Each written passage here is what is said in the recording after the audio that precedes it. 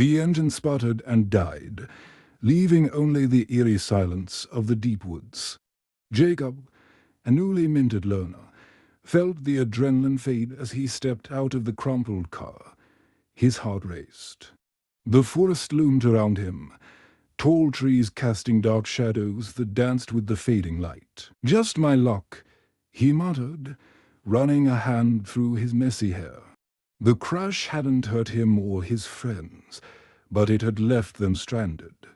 He looked around, searching for any sign of help, but all he saw were endless trees and a creeping darkness. "Guys," he called, his voice trembling.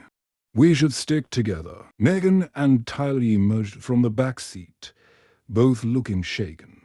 They hadn't expected this detour to end in a wreck. Megan's eyes were wide, her breathing quick. Tyler, always the jokester, tried to lighten the mood. "At least we're not hurt. Just a little adventure, right?" Jacob forced a smile, but his gut twisted. The woods felt wrong. The trees were too close, suffocating. A chill crept up his spine, and he shivered despite the warm air. "Let's find a way out," Jacob said, his voice steadying. "We can't stay here." They ventured deeper into the forest, the crunch of leaves and twigs echoing in the unsettling quiet. As they walked, shadows shifted.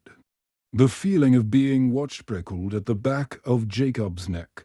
He couldn't shake it. They stumbled upon a small clearing. Moonlight spilled through the branches, illuminating the ground. Jacob felt a sense of relief wash over him, but it didn't last. In the center of the clearing lay a pile of bones, white and cracked. The sight made his stomach churn. "Is that?" Megan whispered, eyes wide. "Animal remains," Tyler said, but his voice lacked conviction.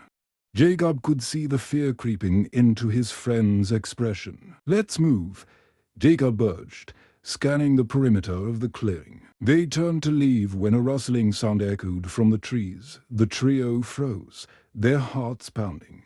A figure emerged, pale and thin, moving with an unnatural speed.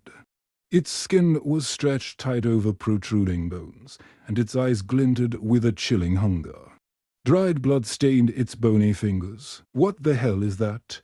Megan gasped, stepping back. Jacob's breath hitched. "Run," he yelled, adrenaline surging through him. They raced back through the woods, branches clawing at their skin. The creature was fast, always just behind them, a haunting whisper of movement that sent terror coursing through Jacob's veins. He could hear its ragged breath, a reminder that they were not alone. "Over here," Tyler shouted, veering left. Jacob followed, his instincts screaming to keep moving. They stumbled through the underbrush, desperation fueling their flight. "Where are we going?" Megan cried, panic in her voice. "Just keep running," Jacob replied, casting a glance back. The figure was closer now, its pale form a blur in the dim light.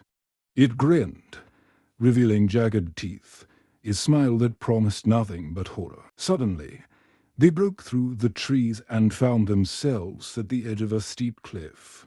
Jacob's heart sank. There was nowhere left to go. "Help! Somebody!" Megan screamed, her voice echoing into the void. The creature stopped at the tree line, tilting its head, studying them like prey. Jacob felt the weight of its gaze, an unyielding pressure that made his skin crawl. It was toying with them. "Back up," Tyler urged, but Jacob felt frozen. He could see the fear in his friend's eyes, their breaths coming in frantic gasps. I can't die here," Jacob whispered, clenching his fists. "Don't look away," Jacob shouted, but the creature was captivating. A nightmare come to life. It moved closer, closer.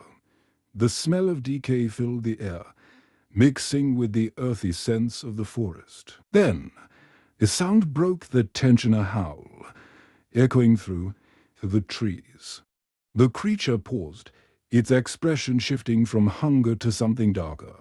It turned, retreating into the shadows, leaving them breathless and trembling. "Is it gone?"